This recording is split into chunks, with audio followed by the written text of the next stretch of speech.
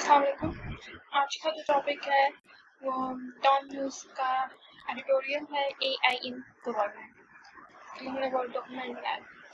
अब इसमें बेसिकली ये जो हमारे पास आर्टिकल है ये पाकिस्तान अफेयर्स के लिए, करंट अफेयर्स, ऐसे रिसाइज और कॉम्पोजिशंस के लिए इम्पोर्टेंट है बिकॉज इसमें डिफरेंट टॉपिक्स को कवर किया गया है जिनको आप अपने एसेंस में या करंट या पाकिस्तान अफेयर्स में एडॉप्ट कर सकते हैं, जैसे AI, digital governance, bureaucracy, transparency and administrative reforms. अब इसलिए इस आर्टिकल का जो मेन आइडिया है वो ये है that AI can improve government efficiency तो improve कर सकती है, बट वो एडमिनिस्ट्रेटिव प्रॉब्लम्स को सॉल्व नहीं कर सकती जब तक इंस्टीट्यूशनल रिफॉर्म्स ना हो जाए, जब चेंजेस ना हो जाए इंस्टीट्यूशंस की, तब तक एआई ऑटोमेट तो करेगी लेकिन वो एक अच्छे रिजल्ट्स या चेंजिंग नहीं कर सकती वो। अब इसके लिए यहाँ से हमारा जो है वो स्टार्ट हो रहा है editorial. The Prime Minister's office has announced the introduction of an AI-powered digital system and directed ministries to replace paper-based processes with digital workflows.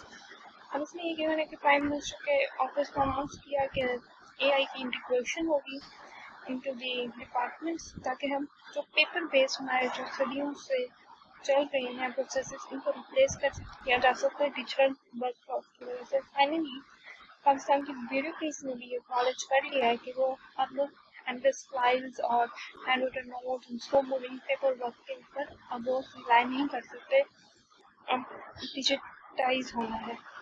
But government actually have embracing digital tool ताकि जो governments जो पाकिस्तान के अलावा बाकी governments हैं digital tools को use करें हैं, जैसे वैसे पाकिस्तान गवर्नमेंट भी करें। यार अब यहाँ पे देखिए एक थीसिस स्टेटमेंट आ गई है। Yet the real significance of the move lies not in the adoption of AI itself, but in whether it helps transform the government functions. AI की adoption या integration कर देना काफ़ी नहीं है, इसके fruitful results अभी आएंगे जब ये ट्रांसफॉर्म कर दे गवर्नमेंट के फंक्शंस के तरीक़ेकार को। अब ये देखें आपको गेट, अब यहाँ पे हमारे पास थीसिस स्टेटमेंट आई है।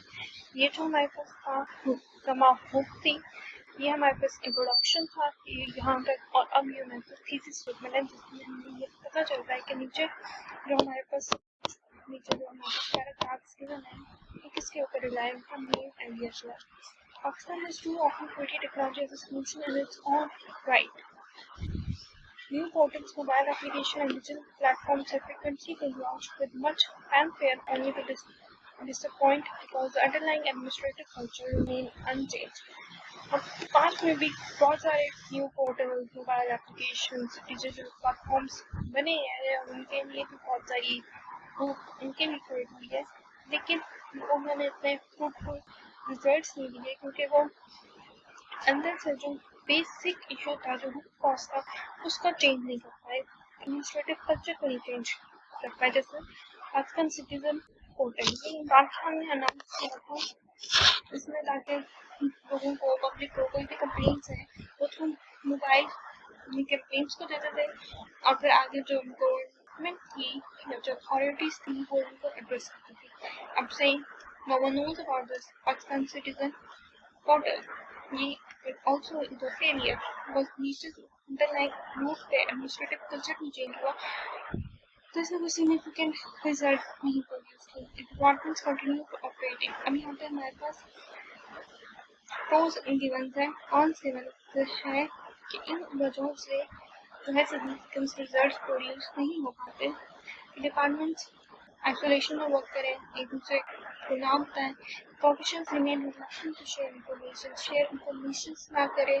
रिलक्टेंट का यही मतलब होता है कि कोई काम ना करें दिल से ना करें। If the future remain tied up in overlapping approvals, मतलब ये पहले इस डिपार्टमेंट से अप्रूव कराएं फिर उस डिपार्टमेंट से अप्रूव करवाएं, और पीपल के जो रिस्पॉन्सिबिलिटी टीम ऑफ इन वजहों की वजह से सिग्निफिकेंट रिजल्ट प्रोड्यूस नहीं हो सकते। AI will merely automate existing weakness rather than eliminate them.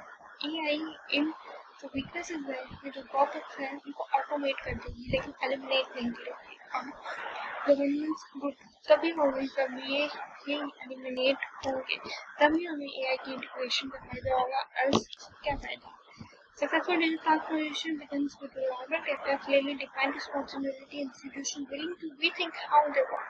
अब ये एक इम्पोर्टेंट है बिकॉज इंस्टीट्यूशंस नॉर्मल पर्सन होते हैं, हम काम करने के तरीके को चेंज नहीं करना चाहते, लेकिन अब एआई आई है तो इसलिए जो अथॉरिटीज हैं उनको भी रीथिंक करना पड़ेगा how they need to work. Use wise अगर हम एआई को वाइजली यूज करेंगे तो ये इम्प्रूव करेगा गवर्नेंस को इन अ मीनिंगफुल वेज।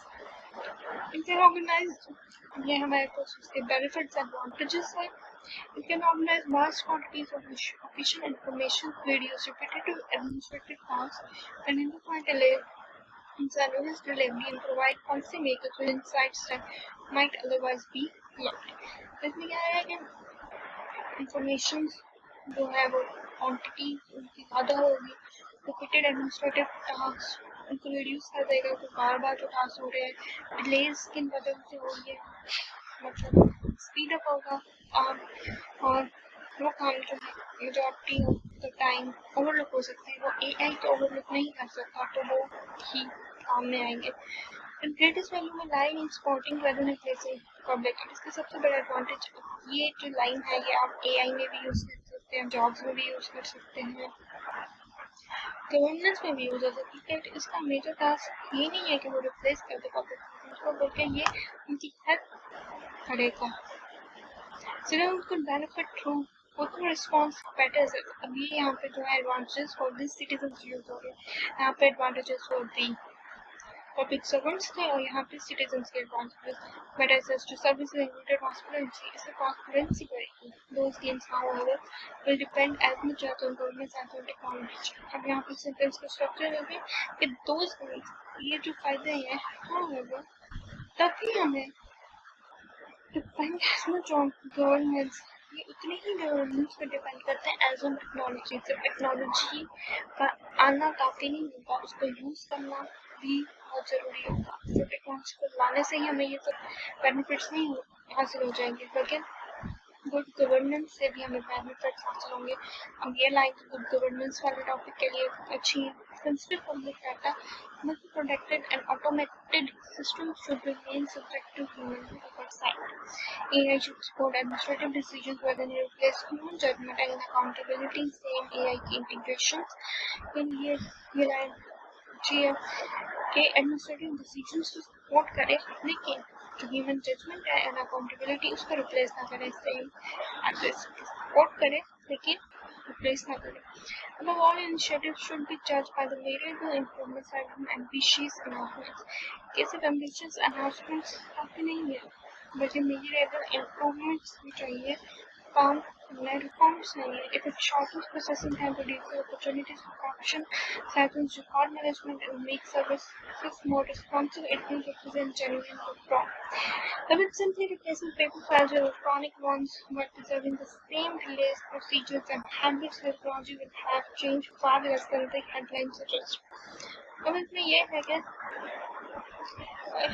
कि अगर यही हमें फायदा है video processing time, opportunities, corruption, यही अगर हमें ठीक होगा तभी इसका मतलब है कि हमें जेन्युइन रिफॉर्म आई है, बेनिफिट हुआ है। लेकिन अगर सिर्फ फर्क ये होगा कि पेपर फाइल अब इलेक्ट्रॉनिक फोन के साथ चेंज हो रही है और बाकी रिफॉर्म्स और काम करने के तरीके और सब कुछ अगर सेम ही रहेगा तो फिर इसका कोई फायदा नहीं है। ये हेडलाइंस के लिए ही है, उसके अलावा इसका कोई फायदा नहीं है। Modern government is defined not by the tools it adopts, but by the quality of services it delivers. ये हमारे पास एक कंक्लूजन की लाइन है, बहुत अच्छी लाइन है जो गवर्नमेंट और एआई सब में यूज हो सकती है, एडमिनिस्ट्रेटिव रिफॉर्म्स में यूज हो सकती है। Modern government is defined not by the tools it adopts, जैसे टूल्स से गवर्नमेंट नहीं डिफाइन होती। Quality of services it delivers, ये मेजर इम्पोर्टेंट चीज़ है कि सर्विसेज कैसे डिलीवर हो रही है, कितनी सर्विसेज और क्वालिटी क्या है उनकी। सिर्फ टूल्स को यूज़ करना, ये टूल्स को इंटीग्रेट कर देना गवर्नेंस में इज नॉट इनफ।